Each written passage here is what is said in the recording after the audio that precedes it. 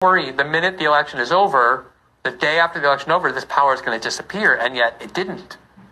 It's continuing to this very day. We've reported on how the secret orders function.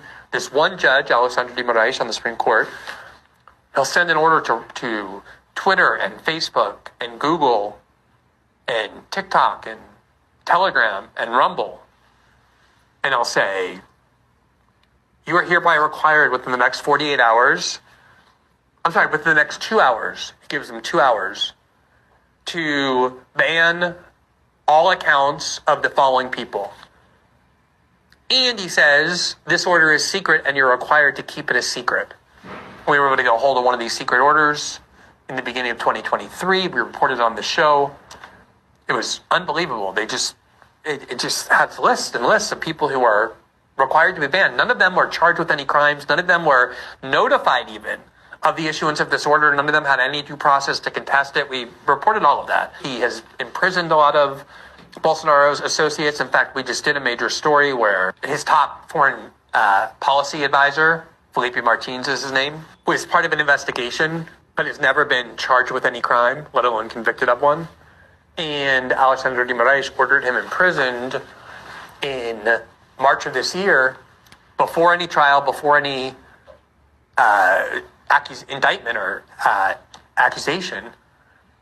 And his argument for why he was ordering him in prison preventatively before trial was based on a complete falsehood. Namely, a reporter very friendly to the court falsely claimed that Felipe Martins had left Brazil on a presidential plane with Bolsonaro and never came back. There was records of him entering the U.S., but no records of him leaving the U.S. and re-entering Brazil. And therefore, that proved that he somehow evaporated, and that proved that he was a flight risk.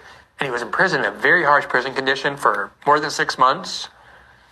And we wrote an article about it about 2 weeks ago detailing there was a mountain of evidence showing that Felipe Martins never left Brazil, that he wasn't on the presidential plane, that he was in Brazil the entire time, to the point where even the prosecutor asked for his release. And this judge kept him in prison based on nothing, unjustly.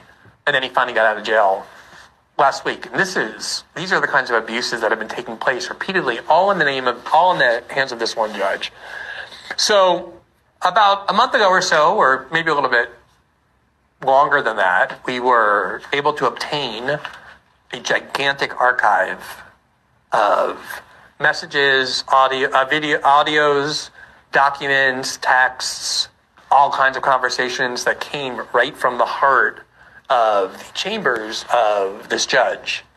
Basically, in order to serve as judge and at the same time investigator, the charge of the police, so he would instruct the police arms of the court to go and investigate, and he would tell these police arms, don't make it look like I'm the one who asked for this investigation, or I'm the one who said that these people should be investigated. You write a report saying they should be investigated and then give it to me, so it makes it seem as though I'm not the one initiating this. I'm the one just receiving passively these requests from some other organ. And they talked about how it was designed to create this pretext, this appearance of propriety. These are just the first stories. And there's all sorts of other parts of these stories already about how inside his chambers, they were kind of telling these dark jokes about how disturbing this all was. Sometimes they would say, go and find crimes that this news site is doing, and the guy would come back and say, I couldn't find anything, and then they would say, look, he wants evidence of criminality, be creative. It's only at the beginning. We're going to continue to do this reporting.